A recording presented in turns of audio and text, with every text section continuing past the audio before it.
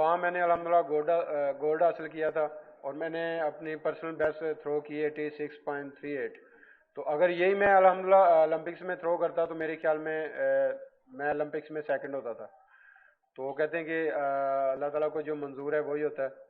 तो बाकी जो मैंने एफर्ट की है अल्हम्दुलिल्लाह वो आप सामने देखी है, आप सबकी दुआओं से अल्लाह पाक ने मुझे इज्जत दी है। तो उसके बाद मैं जब टर्की गया, मुझे कोविड हो गया था। कोविड की सूरत हाल की वजह से मैं थोड़ा सा वीक, नहीं काफ़ी वीक हो गया था। उसके बाद साथ साथ एल्बो प्रॉब्लम भी थी। और मैंने ये कहा था बिल्कुल कि मैं ओलंपिक्स में नहीं जाऊंगा, क्योंकि एक तो मैं बीमार काफ़ी हो गया था, काफ़ी वीक हो गया था, साथ एल्बो की भी प्रॉब्लम चल रही थी। तो फिर अपना जो जनरल कमसाई साहब हैं माशाल्लाह, उस्मान भट्ट साहब हैं, इन्होंने माशाल्लाह बहुत मोटिवेट किया कि नहीं यार आप कर सकते हो, हमें आप पे बहुत उम्मीद है। तो इन्होंने काफ़ी अल्हम्दुलिल्लाह मुझे एक्टिव किया। तो उसके बाद मैंने ट्रेनिंग स्टार्ट की दोबारा। तो अल्हम्दुलिल्लाह आप सबके सामने जो अल्हम्दुलिल्लाह मैंने एफर्ट की। अच्छा, जी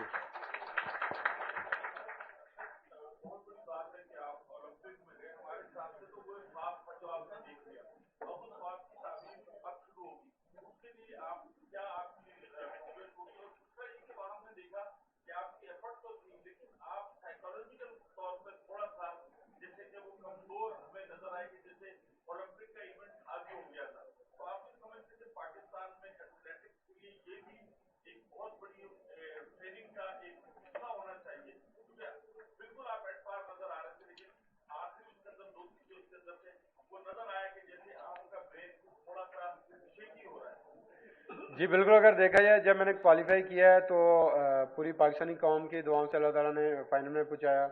तो अगर देखा जाए जब आप कह रहे हैं कि फाइनल में काफ़ी परेशान भी था, बिल्कुल ऐसे ही है। क्योंकि जहन में ये चल रहा था कि पूरी पाकिस्तानी कौम मुझे देख रही है। तो हॉब भी था अल्हम्दुलिल्लाह कि मैं मेडल लेके जाऊंगा। और एक तो ये अपना जहन में चल रहा था, दूसरा ये कि 12 प्लेयर फाइनल में पहुंचे हैं, तो उसमें 8 में आना भी ज़रूरी था। और तीसरी बात जो है वो जापान में गर्मी बहुत ज़्यादा थी। ये चीज़ें सारी मिला के और आप समझ लें कि प्रेशर था एक मेरे पे। तो बाकी जो मैंने एफर्ट की है, अगर देखा जाए पिछले पीछे जो मैंने 6 मेडल जो इंटरनेशनल हासिल किए हैं, उसमें मेरी थ्रो होती थी 72, 78, 80+, 86 के काफ़ी फ़र्क होता था मेरी अपना जो थ्रो में। तो अगर देखा जाए फाइनल में मैंने जो थ्रो की है वो मैंने 80+ की है। तो मुझे भी होप था कि इंशाल्लाह मैं गोल्ड की फाइट करूंगा। लेकिन जो अल्लाह को मंजूर था वही हुआ। और नेक्स्ट टाइम इंशाल्लाह जो भी कंपटीशन आ रहे हैं, और 2024 में दोबारा ओलंपिक्स आ रही है, इंशाल्लाह भरपूर अच्छे तरीके से मैं ट्रेनिंग करके जाऊंगा। और पाकिस्तानी कौम को इंशाल्लाह नेक्स्ट टाइम मायूस नहीं करूंगा इंशाल्लाह। जी ये माइक ऑन करें।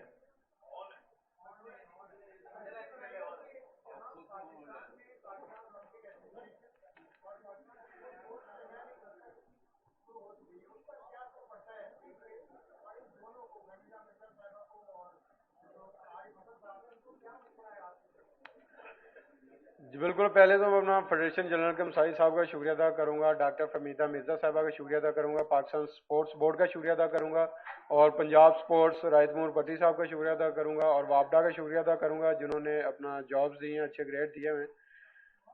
अगर देखा जाए सर, जो आपने बात की है ये बात बड़ों की है, मेरा काम है जैवलिन फेंकना। तो अगर देखा जाए तो इस बात पे आप बड़े हैं, आप खुद इस बात को सोच सकते हैं। अभी देखा जाए मेरा सारा फोकस वो जैवलिन पे है, क्योंकि पहले मैंने पाकिस्तानी कौम को बड़ा मायूस किया है। नेक्स्ट टाइम मैं मायूस नहीं करना चाहता, इसलिए मैं सियासत में नहीं आना चाहता।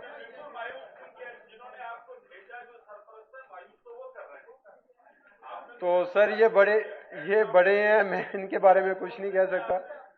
जी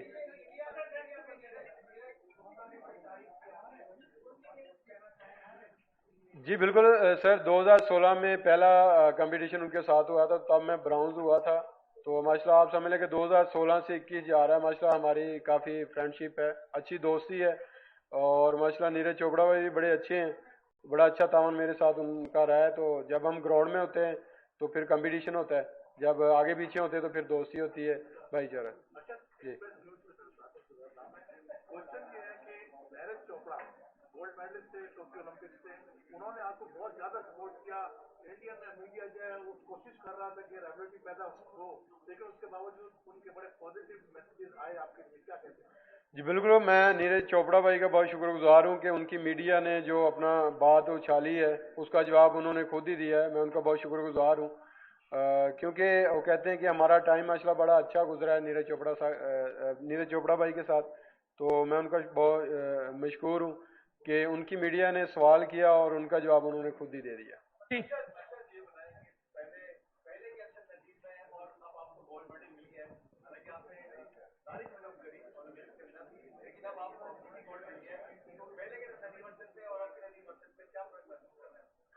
अभी देखा जाए तो मैं पहले भी वही अरशद नदीम था और आज भी अल्हम्दुलिल्लाह वही अरशद नदीम हूँ आप सबके लिए।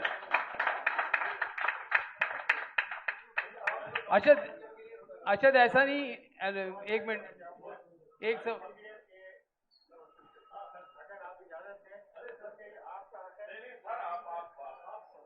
जी सर।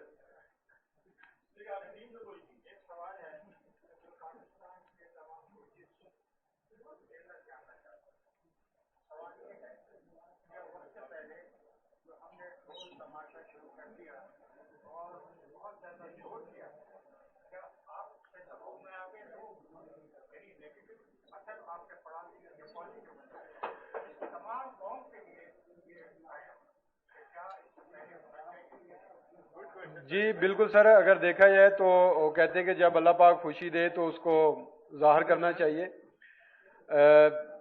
100 में से मैं एक ही बात करूंगा जो सर आपने क्वेश्चन किया है कि डोल धमाका हुआ है, खुशियां मनाई गई हैं। तो जब भी अल्लाह ताला ने फरमाया कि आपको जब खुशियां दी जाएं तो उसका भरपूर फ़ायदा उठाओ। जब मैंने क्वालिफाई राउंड में मैंने फाइनल के लिए क्वालिफाई किया तब भी अल्हम्दुलिल्लाह सभी ने खुशियां मनाई। और जब मैंने अपना फाइनल में परफॉर्म किया, मेडल तो नहीं जीत सका। तो अगर देखा जाए अगर मेडल आ जाता तो कोई भी इशू नहीं आना था मेरे पे, जो भी आप बात कर रहे हैं। इसलिए अभी मेडल नहीं आया तो सभी कह रहे हैं कि ये डोल धमाका, ये सारी चीज़ें एफर्ट पड़ा है। मेरे ख्याल में ये चीज़ें नहीं है, क्योंकि मेरी किस्मत में मेडल नहीं लिखा था। जी